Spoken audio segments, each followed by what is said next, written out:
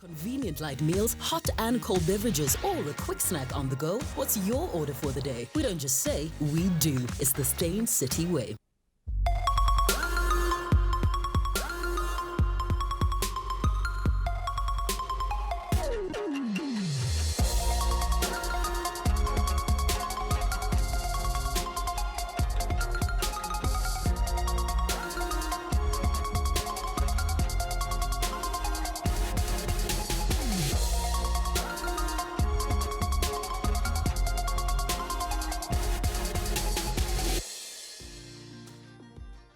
Hello and welcome to Real Talk with myself, Anele, right here on SABC3.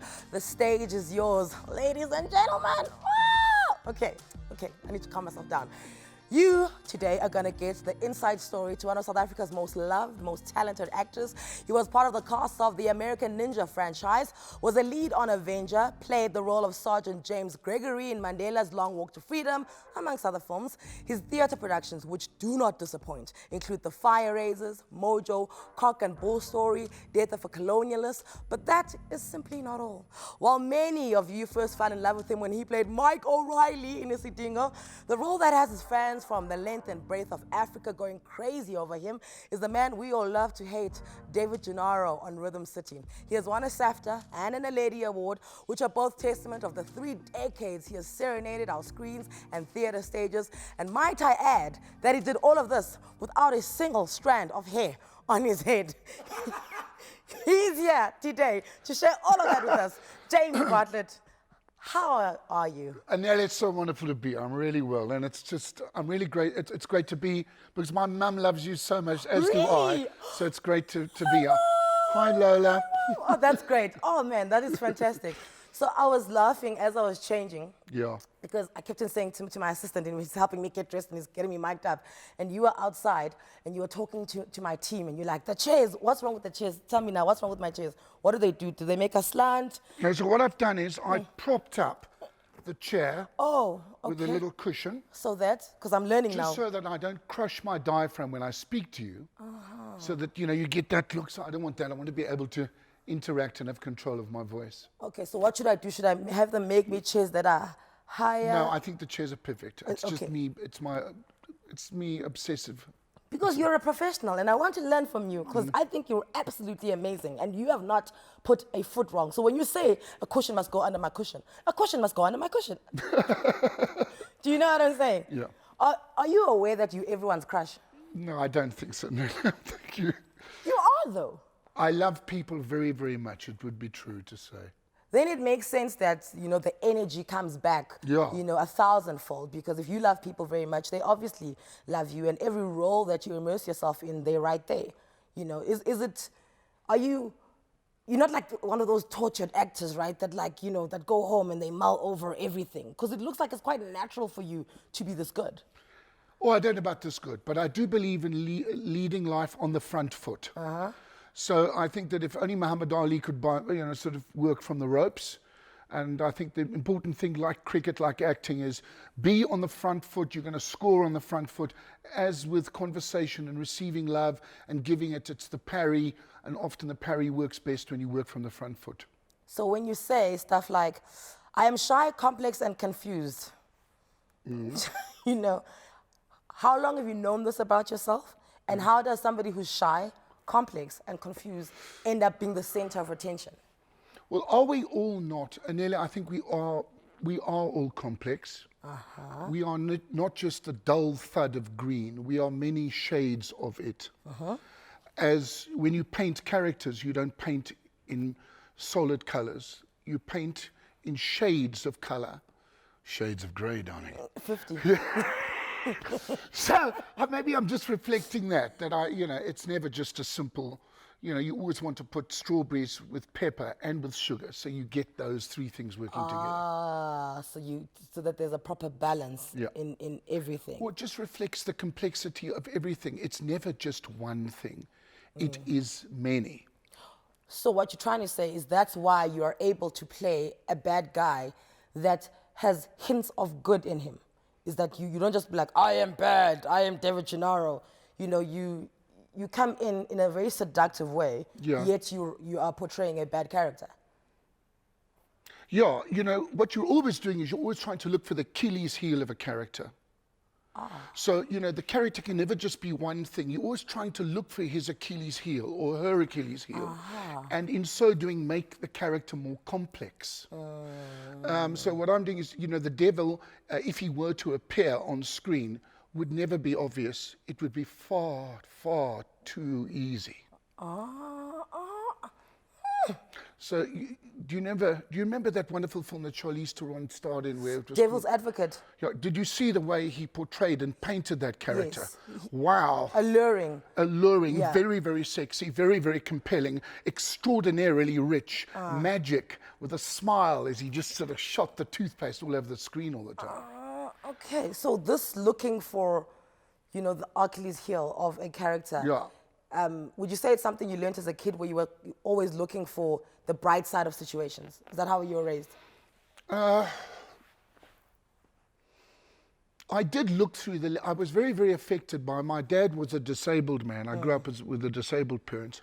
And in so doing, he looked through a very different lens. And I think that I inherited that to a certain extent. Whether it's to look through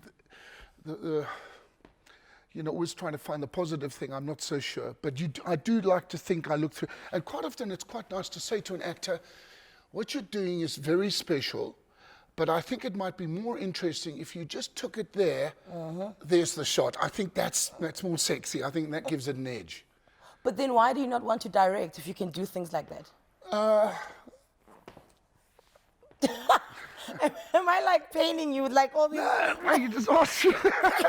Why don't I want to direct? Because you said, I don't write, I don't direct, I act. I'm here to act. And when you say things like that, we agree with you because you are a fantastic actor. So I almost don't want you to do anything. But when you can do that and say, wait, there you go, then surely you should be here as well, behind the camera.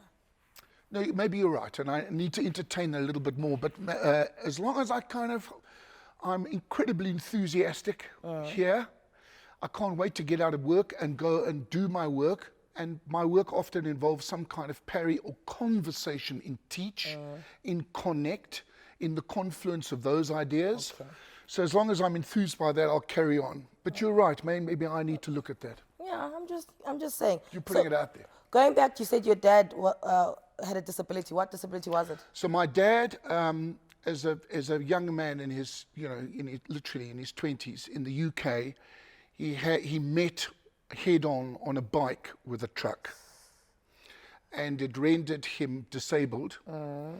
And he was the funniest bugger, and he informs all of my characters. And he was very much a working class English man, which is where a lot of David Genaro's Bow Bell and Mike O'Reilly's Bow Bell themes come. My sky rocket, my pocket, my north-south mouth, all of those things that I bleed into the work. A lot of those things are inspired by the poetry that was him. Okay, so was he in a wheelchair? Because I remember you saying that going to the beach for you wasn't like a normal exercise. There was always logistics around it. Yeah. So was he in a wheelchair? No, he had a big, I've just brought the shoes finally. Mum and I, Dad's been nearly dead a year now.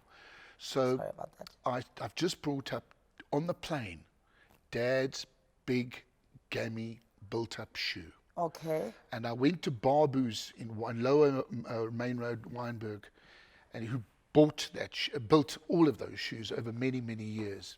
And we spoke about Dad, and I said, I'm taking the shoe and I'm going to place it in some position that's resonant with the position he holds in my life. Oh, because I also thought it was so special when you said, dad and son races at school weren't like, the other kids would be there, and here you guys, 2 minutes later, you come trotting in, and you get the biggest applause, right? Well, they always tied you together.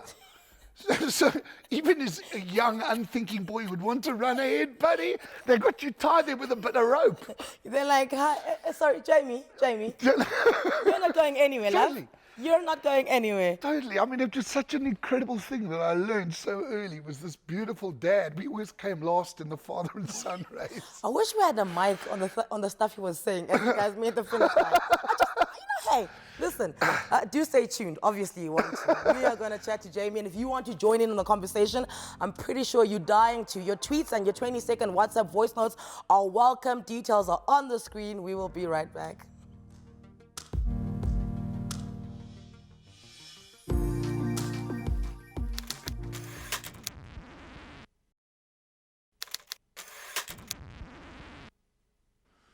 You pompous little conquerors. War! I wade in, and I thrust, and I cut your belly wide open, and you fire volley after volley.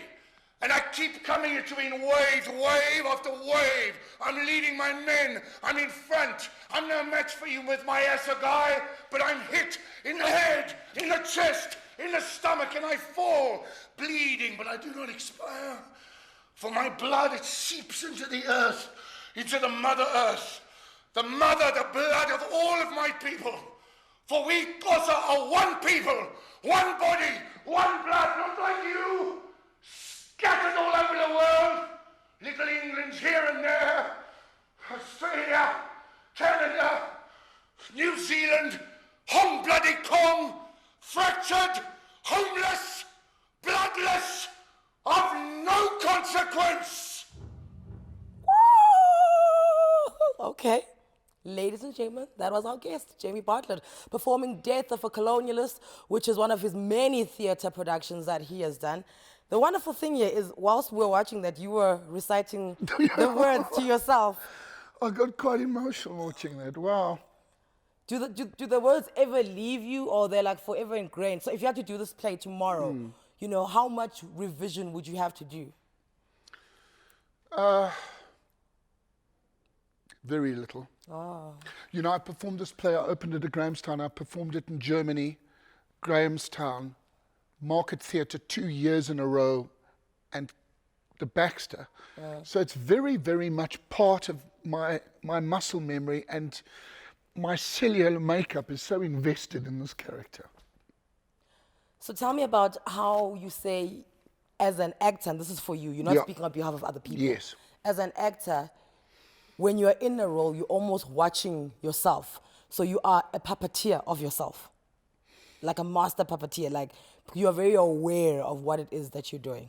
I want to hear this ideology. Break it down for us. Well, I think that for me, I like to work from the breath, from the inside out. So I've really got to be, I've got to be in it, absolutely in it.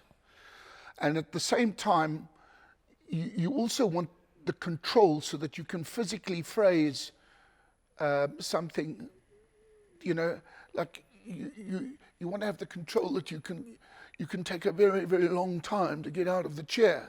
So you want to have that puppeteering like control, and at the same time you want to be very deeply invested, you know what I mean? So you need both aspects of it. So is it then easy to watch yourself, and do you insist on watching yourself? No, I don't watch myself. Then how do you know what you look like? I don't. Then how are you yourself? I mean, I used to work like a lot of actors. You know that there is a thing called a hit. Actors have a hit. And when you, like when you walk in the room, people have a natural status 4, or that woman is a natural status 10. Like if you look at somebody like Hilary Swank, she excels incredibly when she's playing status 5. But try and put a glass of Sauvignon Blanc in her hand and ask her to play the Queen of England, that's not her hit. So status 1 would be very low self-esteem. Or quite a naturally low status character. Give me an example of a status 1. A status 1 is really going to be like some guy that you check, you know, that okay comes to your window in the car there. Okay. And you can just tell that this guy's not playing, he is that status. Beaten by life. Whereas you had to see George Clooney walk in a room and take a seat, Okay. you would presume that this guy's going to be playing between status 8 and status 10. So this status stuff we're talking Yes. about, do they teach that at drama school? And you must be able to control your status. And often in a scene, the status of the scene can move with something that happens. She just dumped a line. Okay. And Johnny, I'm pregnant. And the child actually definitely and only belongs to you because you're the only person that I've had any sexual contact with in the last year. The status of that scene can change dramatically in one single phrase. he realizes he's now the father. Is he going to take responsibility? It's a split-second decision. Yeah, I mean, all of a sudden the scene goes, wow! Do you know what I mean? But do they teach this, or is this something that you Well, came you up with should be yourself? learning this in your 4th year. Okay. Yeah. Or when you go to your mastery classes, or you would be expected to be taught by a master at that kind of level. And often when when you're being directed by guys and he's really moving into to get a big performance, like when Tom Hooper, who won the Oscar for The King's Speech, is directing Chiwetel Ejiofor and me, he's whispering up to you and he's giving you some it's Mercury stuff he's giving you. He's trying to take you into another place. So the director almost like speaks you up into a scene, then he says action. Or you'll just say, Jay, you're not getting it. It's not easy enough for him to go there. Make him struggle more, Jamie. Make him resist more. Defend the character more, Jamie. Defend him. What? Yeah. My mind is blown. Okay. Yeah. So when you speak of stuff like, okay, 4th year drama, they should be teaching you that there. How did you get to 4th year drama when you got expelled so many times? Well, in the ordinary course of acting, do you know, Anele, I want to be absolutely honest. I've just learnt a lot of what obviously a drama school, I've learnt what I've done by senior actors who've taught me and senior directors and so many plays at the market in the days when theatre was everything and the best craftsmen you would find working at the market and expecting the best quality, and those are the actors and the directors and people like John Carney and Winston Shona saying a few things in your ear, and Barney Simon, who founded the market, and all of those directors and my friends now who work with me, who have taught me, and just through, remember Gary Player always said, it's funny, but the more I practiced, the luckier I got. Oh, yes. And I believe in practice, and if you give an actor half a chance to do 40 films and 40 plays, I tell you, that actor, she will be bloody good. Yeah, they'll flourish. They'll fly. Yeah. So what I'm hearing that is that you're really easy to teach, or you really you sponge off, talent so that you can teach yourself as well. What do you know that you teach well to other actors? And I mean, you have the beauty of being able to be surrounded by the young ones coming up, in the industry. And I mean, our condolences to your actor, Dumi, that has passed away. I mean, you have these people and they're sponging off you, and you walk into a room and to them that's Jamie Bartlett. What do you feel good that they take from you on a daily basis? Discipline, concentration, the ability to concentrate on a very, very deep level. The discipline of never, ever, ever being late at any time. Half an hour early is on time. 15 minutes early is late. Who taught you that? Your mom? Drama school. Okay, so back to you being expelled. Why were you expelled in your high school days? What was it? I've been expelled through, I ran into a church with a hammer. And I was being taught, and I was just unhappy, and I was frustrated, and I just lost my way. And I paid the ultimate price of being expelled for that. And that was many, many years ago. And it wasn't personal about the church. It wasn't personal about anything. It was just me. Is this in high school? This was in high school. And the best thing happened to me is I went to a co-ed school for the first time in my life. Other than my mum and my sister and the nanny and a few friends, I didn't really know anything about women. So I was, a rugby playing, motorbike wheeling boy, screaming and shouting on the back wheel without a helmet on. And then all of a sudden I met women, and, just the world changed. I was ready for it. What, did you become tamer? I just smelled, I just remember pigtails, and I could see where the hairline started, and I just softened up a little bit, man. Actually, there's something you said as well. I'm going to take an ad break. We'll discuss it when we come back. There's a line you said. You said when you got to varsity, you went with the tide, and you were no longer scared of it taking you out into the ocean or something like Yeah. like the first time you took a sigh of relief and you were okay with life was in varsity. I want to unpack that. Jamie Bartlett has worked in film, television, and theater, and his dedication and talent has made him a film favorite amongst his audiences. Join us for more of him on the other side of the break.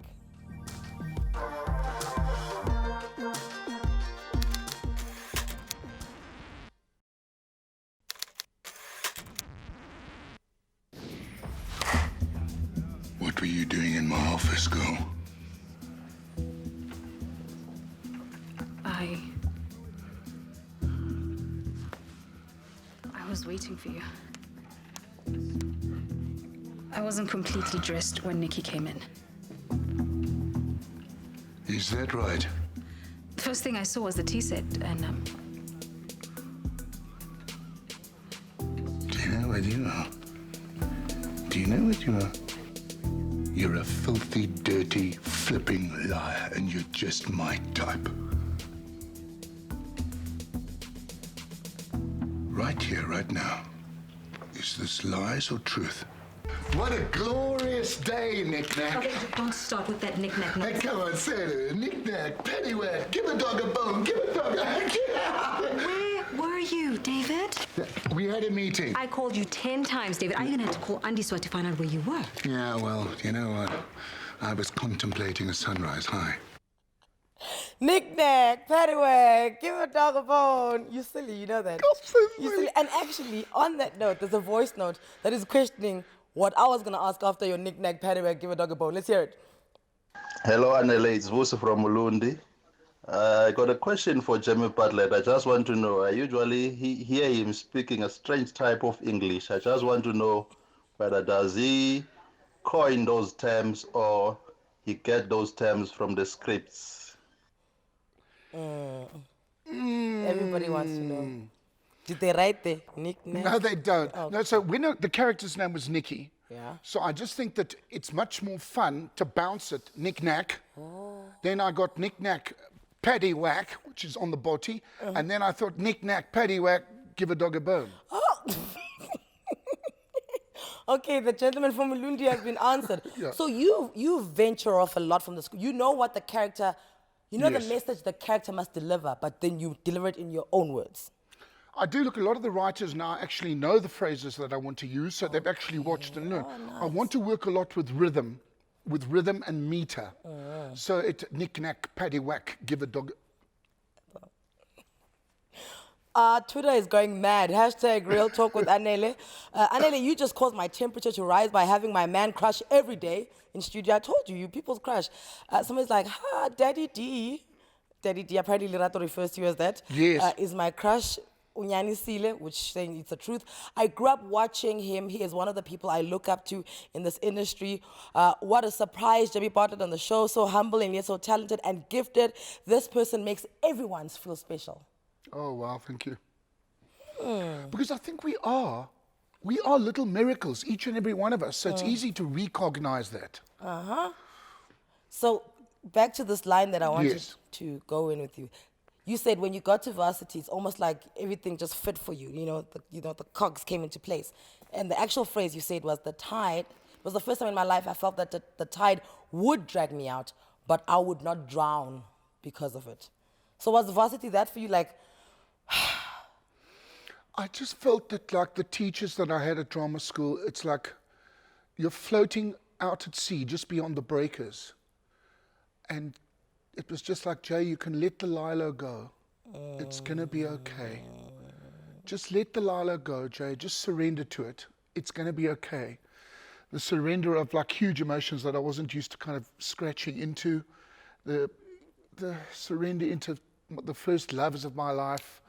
The surrender into characters that were just, in such a haze and swill compared to the world that I knew, that I just needed to it's going to be okay. so if you are this person that, with such ease, makes everyone feel special, who makes you feel special?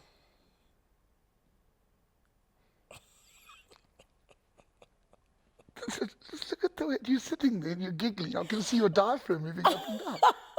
Do you know why I'm giggling? No, It's because It's because I looked at you and then through your glasses, I saw your eyes dance, ne? And you're just like, I feel like in Kolagavias. No, like, it was like, hey, this girl. Like, there was a, hey, this girl. You know what? So now you broke my No, I know. you broke my status. I can see that whole facade. It's just been. I'm not going to answer that question. Okay. No, there are people that resonate incredibly deeply with me. So then what makes you feel special? Then maybe that's a better question. That's not as invasive. What? Yeah. I suppose it's anybody that I just feel gets me, you know, where I can land and I can feel the weight of my body in their glove, and they've got it, and I know they've got it, and I can feel that they've got it. The weight of my body in their glove. Let's talk about the people that you starred opposite, be it on in theater, movies, theater, movies, and TV shows. I was looking for the third one. I'm like, come to me. Michael Dudikoff. Yes. When did you act? Michael Dudikoff was the man who was the star of those American Ninja series. Yes. And it was like a childhood, we worked with all those world whip champions, world stick fighting. Those were always those big slow-mo cameras. In those days, they only did 200 frames a second. Nowadays, they do 1,000 frames a second in a commercial. And the camera used to go, very hell of a noise. And I learned with Steve James, all those guys about guns, jumping out of helicopters into rivers. It's all of that kind of stuff. I did a few of those franchises and really understood what close-ups were and about what stunts were and doing big guns and swabs and falling and that sort of thing. It's very basic kind of acting. You just learn. It's a part of acting. So that was Michael Dudikoff. He incidentally would just be down in all the hotels just playing on the pinball machines right through the night. He was an interesting chap. So from his, just watching him and, interacting with him every now and then, what's the one thing you learned, and not necessarily the technical side and the cameras and the grrr and the jumping out of helicopters, just about yourself? Like something you take with you that makes you better? From the Dudikoff stuff, when you're working on single camera, it's imperative that you understand continuity. So if you're going to go, what's up, Bob? On take 2, you're going to go, what's up, Bob? And on take 3, what's up, Bob? So that you can intercut it. It matters not on a multi-camera. You can do whatever you want. You can have no knowledge of continuity at all. So you've got to pick up the weapon on the same. You pick up the weapon on the same. You pick up the weapon on the same. And guys do it. It becomes part of your actual animal.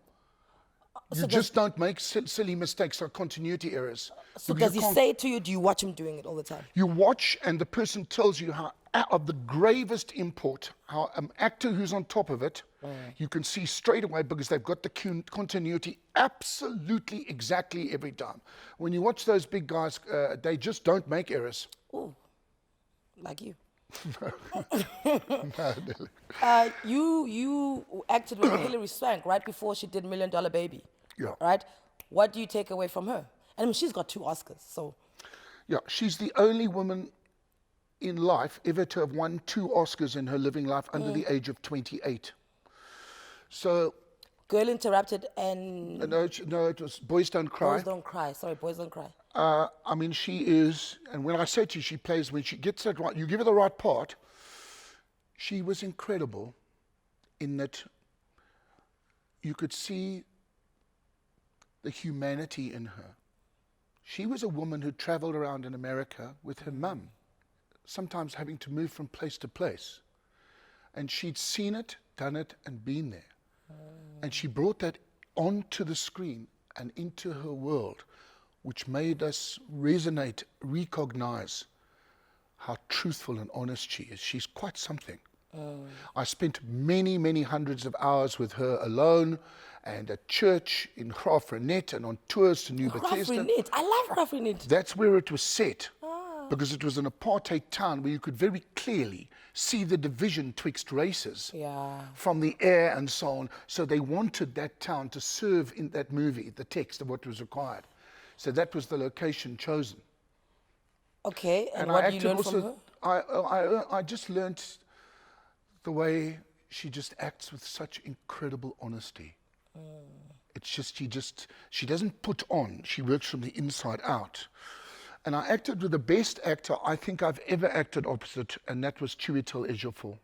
Oh, yes. He was in that film with me, and wonderful South African actors. He's most in the Tom Hanks movie with the ship. No, Chiwetel's the guys from 12 Years a Slave. Oh, okay. The Woody Allen 12 Years a Slave, yes. American gangster.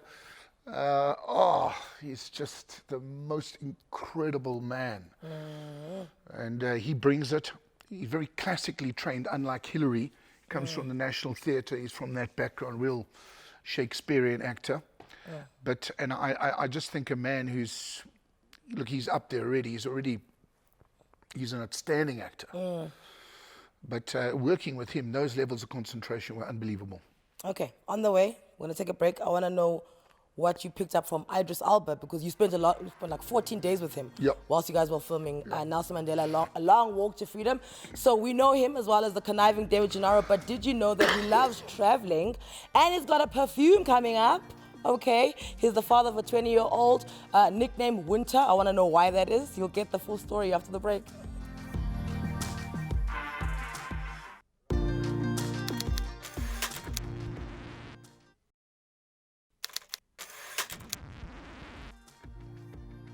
And welcome back to the show, where today you're getting the inside story of the man behind the notorious David Genaro. His name, Jamie Bartlett. Your son's name, Hector. My son's name is Hector.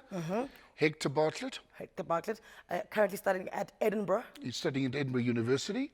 So, you know, they're on their break now. And then they go back sort of 1st of September and they kick off the second year. What is he studying? So he's studying economics, politics, and philosophy. It's a bog standard kind of thing here now. You start off with a PPE. And it's called a PPE. Yeah, my sister's doing They're doing it for a long time in Edinburgh. And then he's sort of leaning more towards statistics and mathematics and that side of it now. So nothing in him ever thought he'd also be an actor like Dad? I think that Wintu would have been a very good actor. It's just that he wasn't given that as an option. Oh, okay. So it wouldn't surprise you if he falls in love with a drama lass in Edinburgh and finds himself at the theatre side and comes back and says, Dad. Do you know, one of the things that I've kind of learned about being a dad is you just got to love everything they do. I can't enforce or impose myself on him. And because obviously if you look at the DNA of him, his mom is a thespian and so are you, right? Yeah, I mean, it could be argued that she's a much better actor than me. But, you know, he's got a very, very artistic mum who's got a great eye and is a brilliant teacher, actor, imaginer. And he's got Dad, he just kind of, you know, just keeps banging his head on the door. So you and the mom met on set? Mum and I got to know each other in the UK. I was doing a bit of acting there, and then later back in South Africa. But you know, in those days there was only one drama school really for hardcore actors, and that was UCT. It had no degree component. It was almost like the Royal Academy of Dramatic Art or LAMDA. It has a very big improvisation component, vocal component, and a lot of actors found, and a lot of actors from that time, from UCT, are still in the game.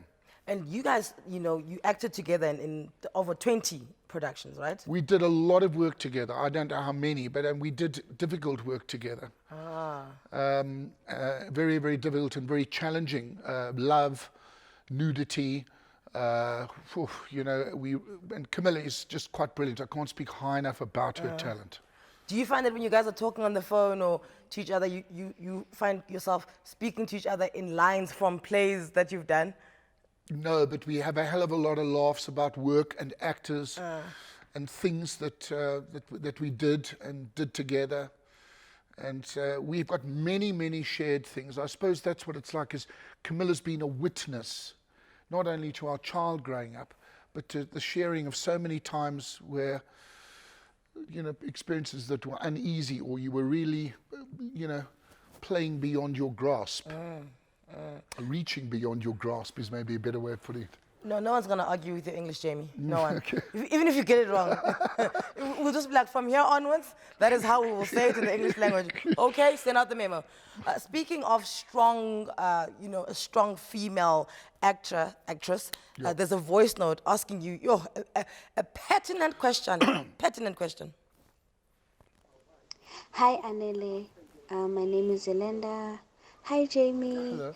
I'd just like to know if you have any favorite local actors or actresses. Yeah. Before you answer that, can I just highlight the tone? Hi, Anele. Hi, Jamie. Did you pick that up? I didn't even pick that It up. went from a status 1 to a status 10 for you. I'm just saying. But answer the question. I think there are a lot of very brilliant actors here, female. And, they go right from some of the women that I work with, the top women that I work with are absolutely brilliant. Tebogo, Nolo, Somkelo, Tmasasa, Camilla, who I spoke about earlier. There's a lot of very, very brilliant actors here, make no mistake. And I've been charmed by being able to work opposite some of them and really enjoyed it. Is there one person? I never ever like to say that there is a one person in any category. It's very specific to role and also medium. There's a very different technique to acting on cinema as to acting on stage and to acting in a small box like what we're doing now, which is a very, very small box kind of acting. And I'd said this and then I got distracted, but luckily my brain came back. So Idris Elba, Ken Gampu are also people that you worked with. Yes. Run me through how, you say, there's a moment, there's a role, how they then, inform who you become, I mean, I worked with Ken right at the end of his film career. Yeah. And the first thing that struck you about him was how black he was. I mean, he was dark. He was the best looking guy. I mean, this guy had a jaw. A lot of very big film actors, Ken had a jaw like this. And he had cheekbones. This guy had structure. I mean, he wasn't normal. They don't make guys like that. And you couldn't, he was incredibly good looking. And at 24 frames a second running through the gate on a moving camera, that camera ate Ken up. It really ate him up. I also acted with Henry Tele. I acted with him. Also another very, very, very dominant man on the screen. He had eyes, those whites of his eyes against that skin tone. Yeah. Incredible. Idris has a huge and very, very stunning sexual force. No matter what he's doing, he's just got this incredible sexual force with him that makes him very compelling to watch. So, and often the gears of sexuality that are happening behind the eyes of the actor, you can't work out like, why is this person so intriguing to you? It's often, it's things like that. Idris is a very, very sexy guy, We know, hallelujah. And the church said amen. Don't worry, we know. There's a voice note, I want you to hear this. Hi, Anele. This is Ian from Bloemfontein. I would just like to ask Jamie. Hi, Jamie. Hey. What is it with the red sunglasses? Oh. Is there a reason behind your red sunglasses? Okay, fine. You can ask me with pleasure. Right. I have very radical post-traumatic stress disorder that I got during an inadvertent confrontation in the Yugoslav war. And my eyes and my hair went over a very short space of time. So these are so thick, they are like goggles. So one of the ways, so that I don't have these huge big eyes looking at you, that I decided to cover them, was just by putting a color across there, so that you're not looking at Jay's huge big eyes. I've got a stigma that is, I can't see short, I can't see far, I can't see anywhere. So the only way I can really see, and this is what they discovered in SA's Got Talent, they said, Jay, can you please remove your glasses? And I said, but I can't see the actors because I'm totally blind. So this was just a color, it was just a choice. It's not specific. Does that answer the question?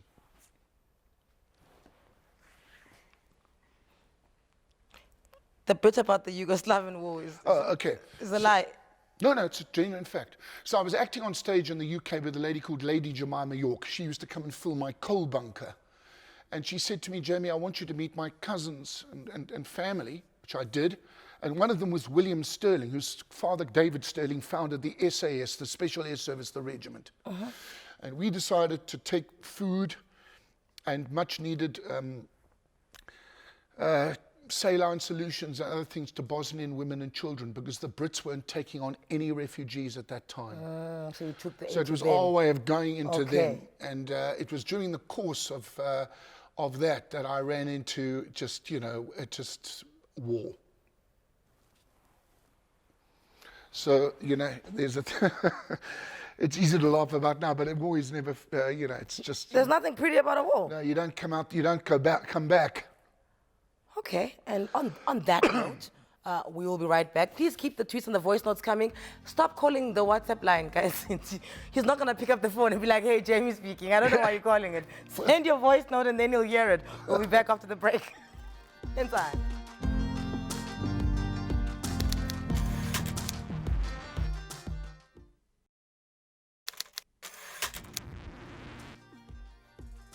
Look, I am so sad that this is the final segment of the show, okay? Jamie Bartlett, who off-screen lives a full life of adventure and travels. We'll get into that before we say goodbye. But first, tweets at Moses_Nku says, Jamie's a great thespian. He is an Oscar, an Emmy, and a Tony Award waiting to happen.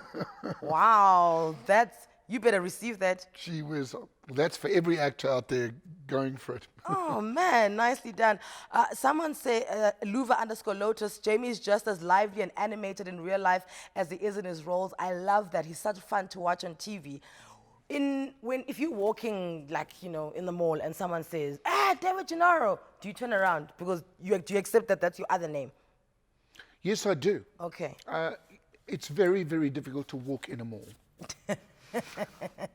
But because of the reach of rhythm, it's very difficult to walk in a wall in Kampala or in Nairobi. I heard this. You were in a market buying tomatoes. Next thing. In Accra, or you can't in Churundu or on the Zambezi. In a small place, you can't. It's difficult. It is difficult. But I do respond when they say David Genaro. You're like, hey, hello there, sweethearts. I do. It would be so rude not to. So you do like to travel. Is it your thing, like the thing that you do for yourself?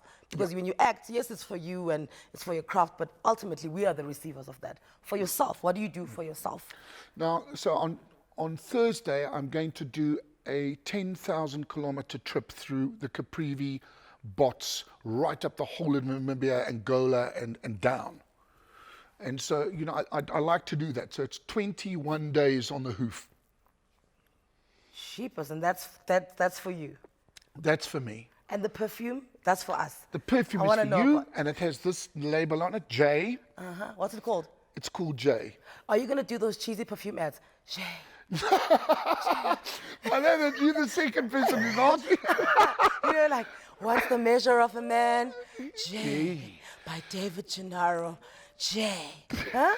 Look, I'm not certainly not going to do that, but I am going to talk about the perfume, and I've chosen stuff that I'm really in love with for men and for women. And it's boxed and packaged, and I'm going to travel with it. It's not for, it's for the oaks on the ground, the people. I'm just selling my idea. I just see guys, working in a mine, and they're like, come on. Hey, but what about that guy who walks up and says, yo, bro, you smell good. Jay. I don't see. Fire your advertising agency. I'm here. I'm here. I should ask Idris if you'll come and advertise it for me.